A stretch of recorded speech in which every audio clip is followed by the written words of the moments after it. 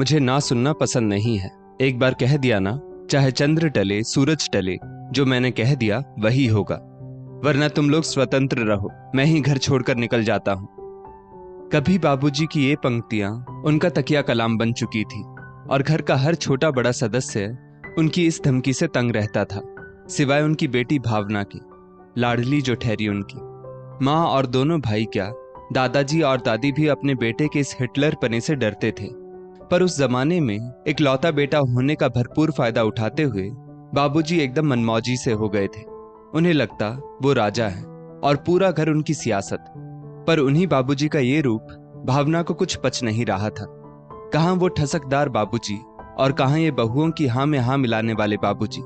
कभी खुद से पानी का ग्लास नहीं उठाने वाले बाबूजी आज अपने 65वें साल में इतने एक्टिव और सरल कैसे हो गए, भावना समझ नहीं पा रही थी। छोटे भाई की शादी के पूरे 2 साल बाद भावना मायके आ पाई थी। समय ही नहीं था, दोनों भाइयों से पहले उसकी शादी हो गई, तो मेहमान बनकर ही आना जाना होता था, शादी में या किसी उत्सव में।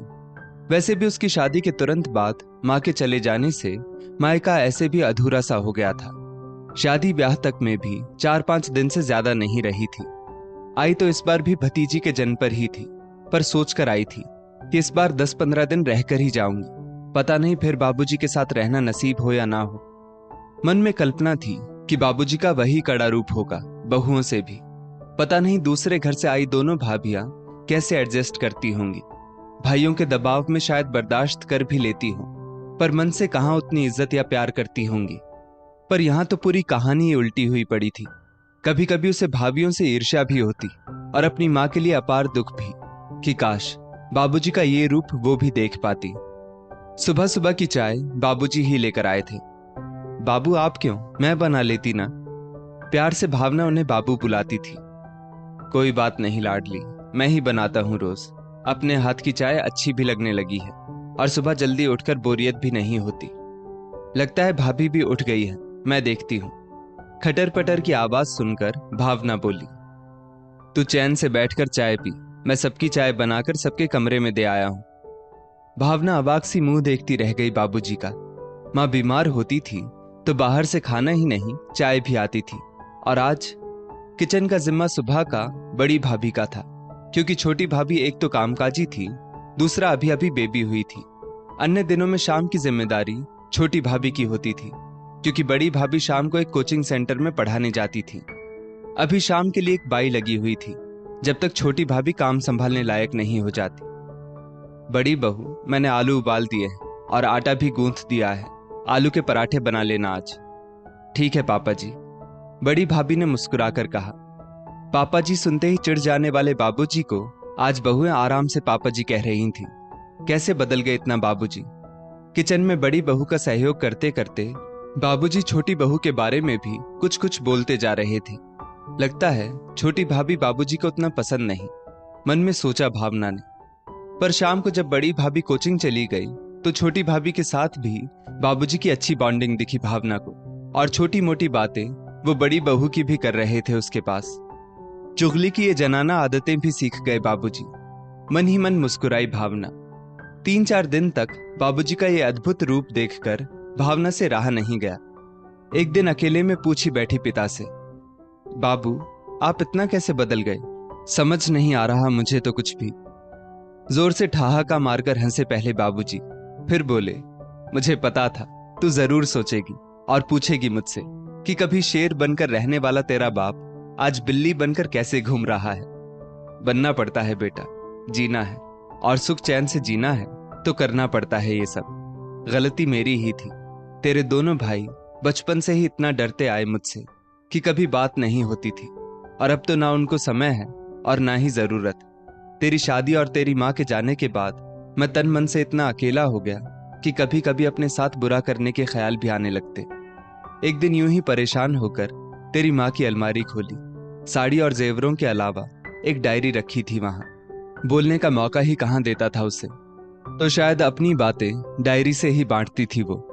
पूरी डायरी में वो सारी बातें ही थी जो वो अलग अलग मौकों पर मुझसे कहना चाहती थी, पर नहीं कह पाई थी। उन्हें पढ़कर मैं बहुत रोया। अंत में एक संदेश उसने रख छोड़ा था मेरे नाम। रुक, डायरी लाकर पढ़कर बताता हूं तुझे। कहकर बाबूजी अंदर गए और डायरी ले आए। भावना माँ को कभी कभी लिखते तो देखती थी, पर उसे लगता शायद घर के हिसाब और खर्चे लिख रही हो। बाबूजी डायरी के अंत में लिखा संदेश पढ़कर बताने लगे, आप बुरे नहीं हैं, पर समय के साथ चलना नहीं आया आपको। बचपन की हट, जवानी की खूबसूरती और वयस्कता की समझदारी के रंग में नहीं ढल पाए, यही दिक्कत रही। मुझे ना सुनना पसंद नहीं है कि घेरे में खुद को कैद कर आपने अपनी पसंद ही नहीं, अपने आप को भी बांध लिया है, और शायद अब इसमें जीते जीते आप इसके आदी हो गए हैं। आपके बच्चे, माँ बाप और मैंने तो इसमें जीना सीख लिया, पर कल को बहुएं आएंगी, दामाद जी होंगे। अगर आप इस तरह उनके साथ करेंगे तो क्या वो आपको स्वीकार करेंगे? मान लीजिए आपने कहा मुझे ना सुनना पसंद नहीं है। एक बार कह दिया ना, चाहे चंद्र टले सूरज टले, जो मैंने कह दिया वही होगा, वरना तुम लोग स्वतंत्र रहो, मैं ही घर छोड़कर निकल जाता हूं। और उस पर किसी बहू ने कह दिया, ठीक है आपकी मर्जी। फिर क्या करेंगे आप? अभी भी देर नहीं हुई, समय के साथ बदलेंगे तो कभी परेशानी नहीं आएगी, आएगी भी तो टिकेगी नहीं। बस इतना ही कहना है आपसे, आगे आप समझदार हैं ही। भावना का भी मन भीग उठा माँ की बात सुनते सुनते। माँ जब तक रही बाबूजी के साथ जीना सीखती रही, और गई तो उन्हें जीना सिखा गई। खुद को बदलना इतना आसान भी नहीं था लाडली, पर जीते जी तेरी माँ का सम्मान नहीं किया, अब भी नहीं किया तो ऊपर क्या मुंह दिखाऊंगा। उसके सामने ना बदल पाया, इसका अफसोस तो है, पर वो जहां भी होगी देखकर खुश होती होगी, ये संतोष है मन में। अभी तक बहुत बदला हूं और हर रोज बदलना सीख ही रहा हूं, बोलने, रहने, जीने, सब में, और चुगली करने में भी, है ना बाबू? पिता को बहुत भावुक देखकर भावना ने उनके मुंह पर मुस्कान लाने के लिए कह दिया, बिल्कुल अपनी मां पर गई है, मेरी हर चीज पर गौर करती रहती है। आंखों में आंसू और होठों पर मुस्कान लिए बाबूजी उसके सिर पर हाथ फेरने लगे। दोस्तों, इस स्टोरी को लेकर आपकी क्या राय है? नीचे कमेंट करके जरूर बताइएगा, और ऐसी ही और भी बेहतरीन वीडियोस के लिए हमारा पेज जरूर फॉलो करें। धन्यवाद।